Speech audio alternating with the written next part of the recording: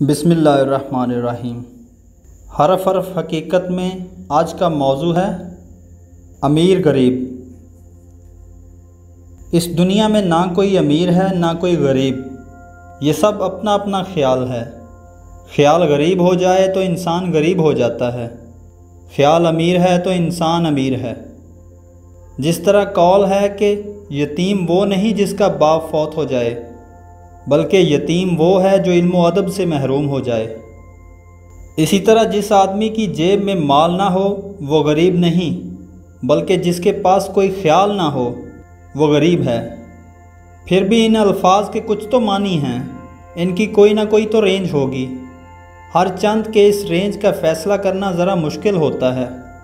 انسان کی ضروریات پوری ہوتی جائیں اور محض پوری ہو سکیں تو اسے متمول کہا جا سکتا ہے۔ جس آدمی کے پاس ضرورت سے زیادہ مال ہو اسے امیر کہا جا سکتا ہے، اور جس کے پاس ضرورت سے کم ہو اسے غریب کہا جائے گا، بشرطے کہ لفظ ضرورت کی کوئی جامع تعریف ہو جائے۔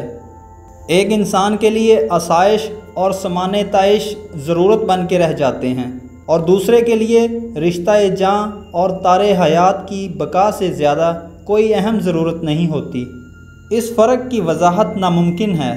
انسان حریص ہے، انسان ناشکر گزار ہے، انسان ظالم ہے، انسان مسافر خانوں میں ہمیشہ آباد رہنا چاہتا ہے، قبرستان میں کھڑے ہو کر اپنے ہمیشہ رہنے کا بے بنیاد دعویٰ کرتا ہے۔ وہ جانتا ہے کہ اس دنیا میں جو آیا ہے اسے واپس جانا پڑتا ہے، پھر دعویٰ کیا، قیام کیا اور ضرورت کیا؟ اگر ٹھہرنا مقدم ہو تو رخصت کی کیا ضرورت، اور اگر جانا ضرورت ہو تو ٹھہرنے کے پروگرام بے معنی ہیں۔ اگر ظاہری مرتبے قائم بھی رہ جائیں تو انسان اندر سے قائم نہیں رہتا۔ باہر سے خطرہ نہ ہو تو بدن کی چار دیواری اندر سے گلنا شروع ہو جاتی ہے۔ انسان اپنے بوجھ تلے آپ ہی دب کے رہ جاتا ہے۔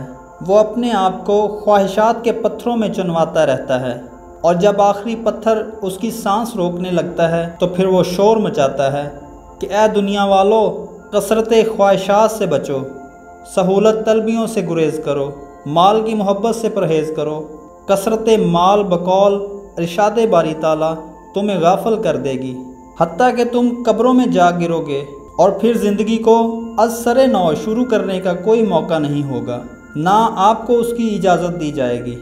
دولت جمع کرنے کی خواہش اور اسے گننے کا مشغلہ ہی بربادی کا پیش خیمہ ہے، یہی دوزخ ہے۔ لیکن اس کا مطلب یہ نہیں کہ انسان اپنی جائز اور فطری ضروریات بھی ترک کر دے۔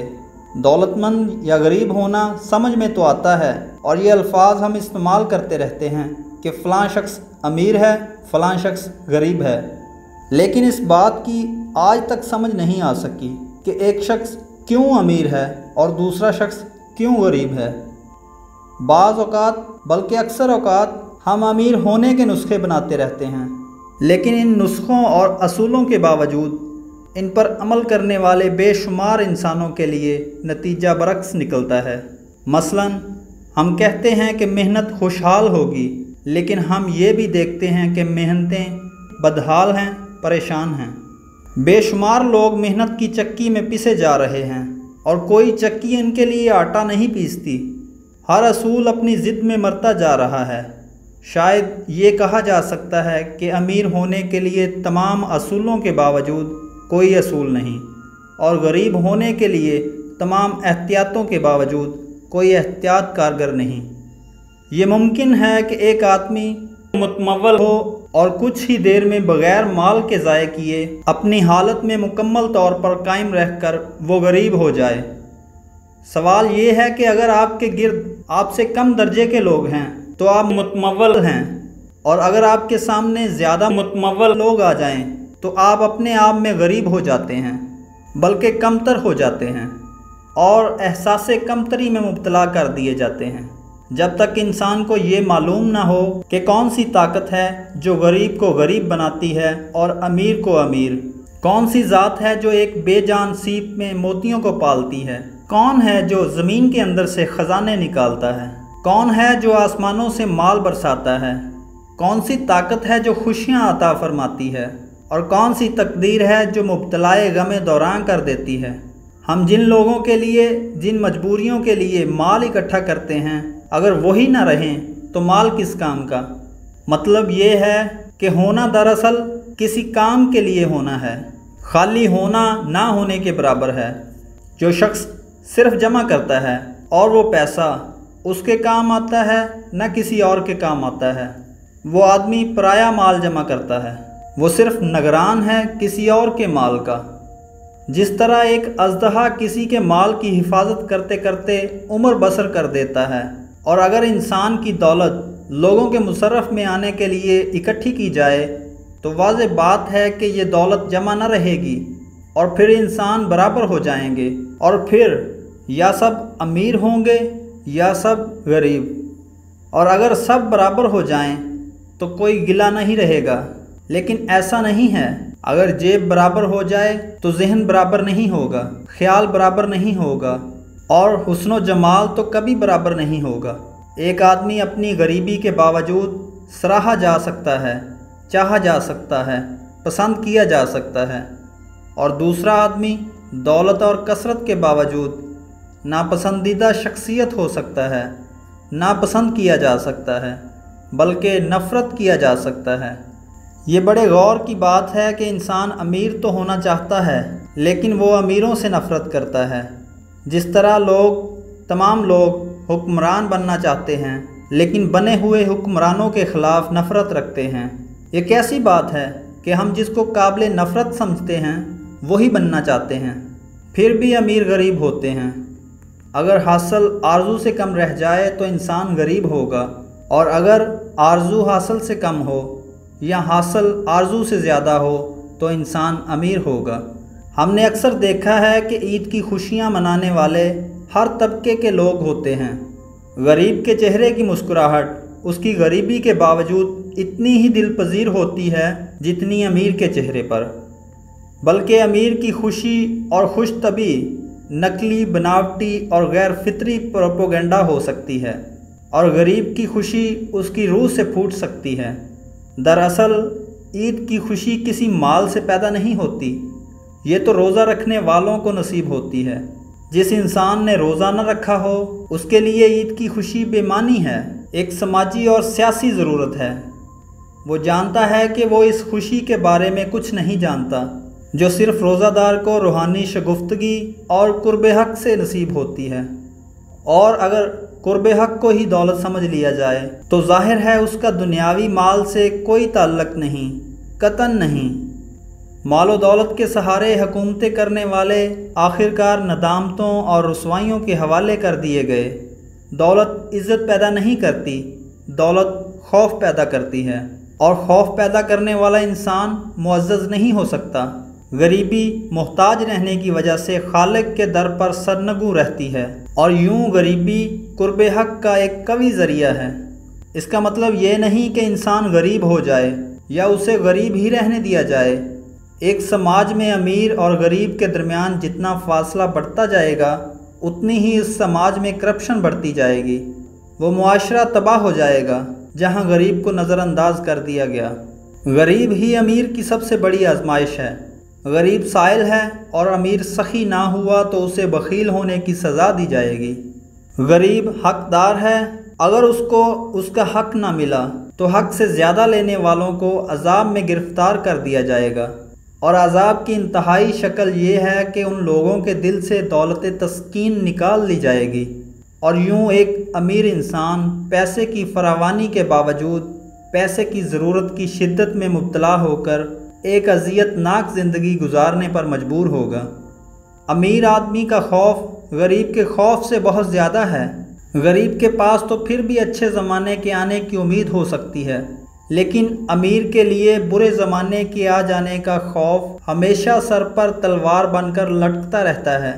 ہم دیکھتے ہیں کہ ایک انسان کے پاس مال ہونے کے باوجود اس کی زبان پر تنگی حالات کا شکوہ رہتا ہے۔ زیادہ کی تمنا انسان کو اپنے موجود حاصل سے غافل کر دیتی ہے، اور وہ مال پر خوش ہونے کی بجائے اس حسرت کے لیے اداس ہو جاتا ہے جو صرف ایک خیال سے پیدا ہوتی ہے۔ انسان چاہتا ہے کہ اس کے پاس کثرت ہو، زیادہ سے زیادہ، بس بڑھتا ہی جائے اس کا مال اور پھیلتا ہی جائے اس کا اختیار۔ مال اور اختیار کی افادیت سے ناآشنا اور اس کے عبرت ناک انجام سے بے خبر انسان تاریخ پر نظر نہیں دوڑاتا۔ فرعون مال اور حکومت کے باوجود دین اور دنیا میں برباد ہو جاتا ہے۔ موسیٰ علیہ السلام مال اور اختیار کی کمی کے باوجود اللہ کے قرب سے نوازے گئے۔ امیر کون ہے، فرعون یا موسیٰ علیہ السلام؟ اس سوال کا جواب کئی مرتبہ دیا جا چکا ہے۔ زندگی فرعون کی اپنی جگہ، لیکن انجام موسیٰ علیہ السلام کا چاہیے تو اس زندگی سے گریز کرنا پڑے گا۔ فرعون کی زندگی فرعون کا انجام پائے گی، موسیٰ علیہ السلام کی زندگی موسیٰ علیہ السلام کا انجام پائے گی۔ اس میں کوئی مبالغہ نہیں، کوئی استثناء نہیں۔ ہم دیکھتے ہیں کہ پیسہ نہیں بچا سکتا بے عزتیوں سے، دشمنوں سے، موت سے۔ پھر پیسہ کیا کرتا ہے؟ صرف نگاہ کو آسودہ کرتا ہے، اور یہ آسودگی دل کو مردہ کر دیتی ہے، بے حس بنا دیتی ہے، اور آدمی کثرت مال کے باوجود تنگی خیال میں مبتلا ہو کر اذیت ناک انجام سے دوچار ہو جاتا ہے۔ پھر بھی آج کل کے زمانے میں غریبی اور امیری پر بحث ہو رہی ہے کہ یہ دو طبقے کیوں ہیں؟ کیا یہ استحصال ہے؟ کیا یہ ظلم ہے؟ کیا یہ مقدر ہے؟ کیا یہ حکمرانوں کے لیے ایک عذاب ہے؟ کیا غریبی غریب کے لیے باغی ہونے کا لائسنس ہے؟ کیا امیر کو وقت کے عبرت کدے میں منمانیاں کرنے کی عام اجازت ہے؟ کیا غریب کے لیے سسکنے اور کراہنے کے علاوہ اور کوئی مقدر نہیں؟ یہ بحث بجا، لیکن اس تمام بجٹ کا حل آج تک جو سوچا گیا اس کا انجام بھی ہم نے دیکھ لیا۔ یہ گیا سوشلزم، وہ گیا کمیونزم، اور وہ جا رہا ہے کیپٹلزم۔ اس مسئلے کا واحد حل مذہب نے دیا ہے کہ وہ غریب جو مایوس ہو گیا اور باغی ہو گیا وہ دوہرے عذاب میں مبتلا ہوا، ایک تو دنیاوی عذاب اور دوسرا اچھی آخرت سے محروم ہونا۔ اسی طرح وہ امیر جو پیسے کو ظلم پھیلانے میں اور لوگوں کو اذیت دینے میں استعمال کرتا ہے، وہ اس پیسے کی وجہ سے ایک بہت دردناک عذاب میں مبتلا کر دیا جائے گا۔ پھر بھی بات کا سمجھنا مشکل ہی ہے کہ امیر کیا ہے اور غریب کیا ہے۔ جیسا پہلے کہا گیا کہ یہ دو مزاج ہیں، یہ دو انداز ہائے نظر ہیں۔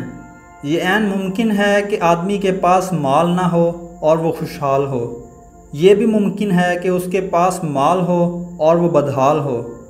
دراصل حکم ہے بنانے والے کا، انسان کو پیدا کرنے والے کا، زندگی اور موت پیدا کرنے والے کا، کہ اس نے انسان کا مقدر مقرر کر دیا۔ یہی وجہ ہے کہ محنتوں کے باوجود فاقہ دیکھا گیا، اور کچھ لوگوں کے لیے پیدا ہوتے ہی فراوانیاں موجود تھیں۔ اگر اس بات سے خالق کو نکال دیا جائے تو پھر یہ کہا جا سکتا ہے کہ امیر نے غریب کا استحصال کیا، اس کے حصے کا مال کھایا۔ اور اگر انسان کے خیال کے مطابق مال کی مساوی تقسیم کر دی جائے تو کیا امیر غریب نہیں رہیں گے؟ ہم یہ کہہ رہے ہیں کہ اگر مال برابر بھی ہو جائے تو بھی امیر غریب کی تقسیم قائم رہے گی، گلہ موجود رہے گا، بغاوت کی کوششیں جاری رہیں گی۔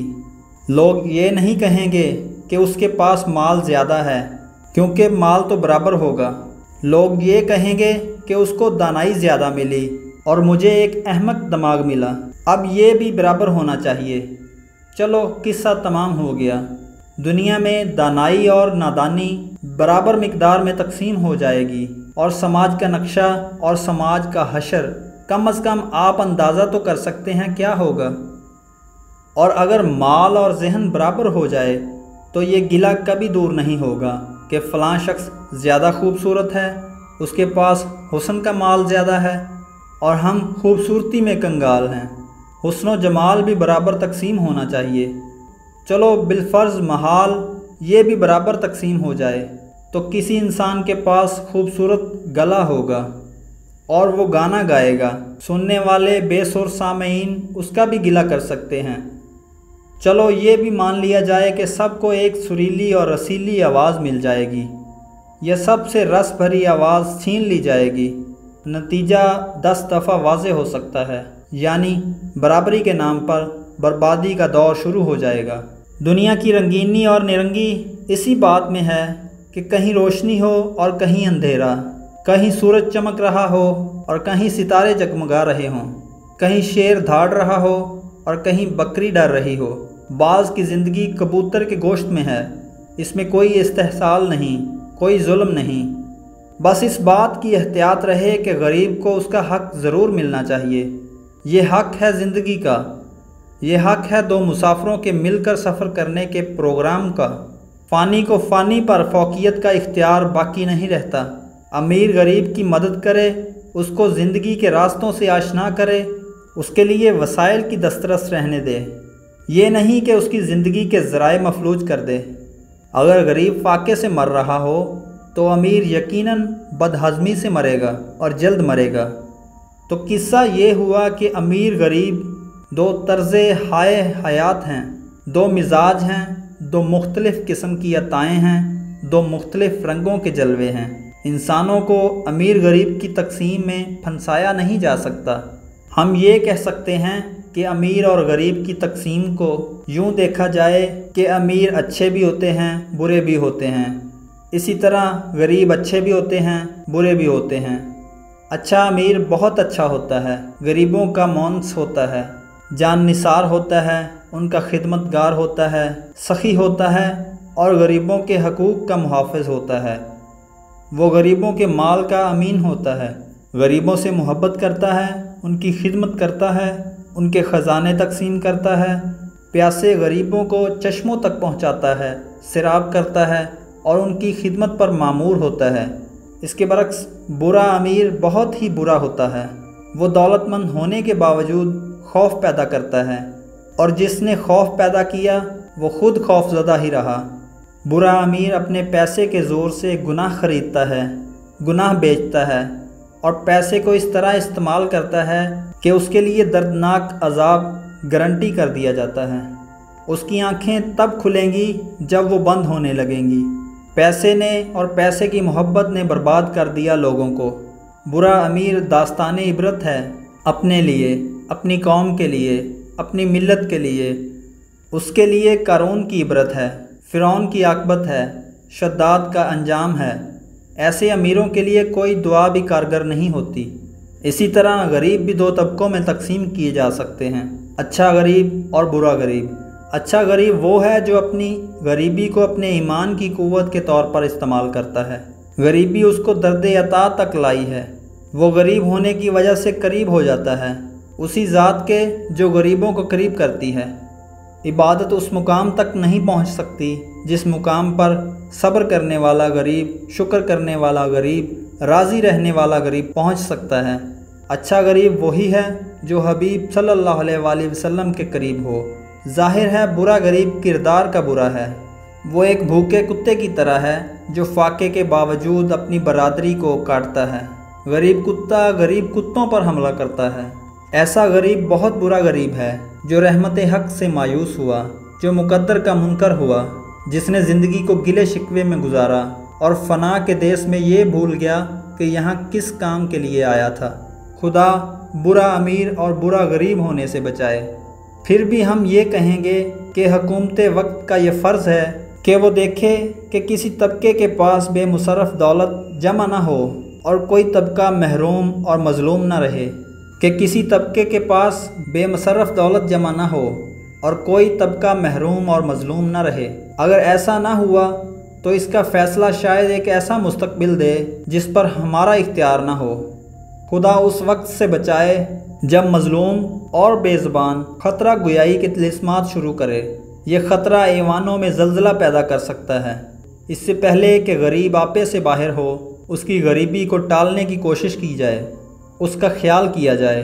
بڑے بڑوں کی بڑی بڑی خدمت کرنے کی بجائے چھوٹے لوگوں کی چھوٹی چھوٹی ضرورت پوری کر دی جائے۔ ان کے کچن سے بھی دھوئیں اور خوشبوئیں اٹھیں، ان کے دسترخوانوں پر بھی اللہ کا شکر ادا کرنے کا موقع موجود ہونا چاہیے۔ غریب کو خدا کے لیے صرف نصیحت نہ دو، اسے کلمہ نہ پڑھاؤ، اس کا دکھ بانٹو، اس کا غم بانٹو۔ اگر غریب کو مفت دوائی نہ ملی تو تمہارے بڑے بڑے ہسپتال بیمار ہو جائیں گے، تمہارے خزانوں میں کیڑے پڑ جائیں گے، دیمک لگ جائے گی۔ ابھی وقت ہے کہ سوچا جائے، سمجھا جائے، ہوش کیا جائے۔ غریب قیمتی سرمایہ ہے، بشرطے کہ اسے غریب نہ رہنے دیا جائے۔ شکریہ۔ اپنا بہت سا خیال رکھیے گا اور دعاؤں میں یاد رکھیے گا۔ انشاءاللہ اگلی ویڈیو میں اگلے موضوع کے ساتھ دوبارہ حاضر ہوں گے۔ تب تک کے لیے اللہ نگہبان۔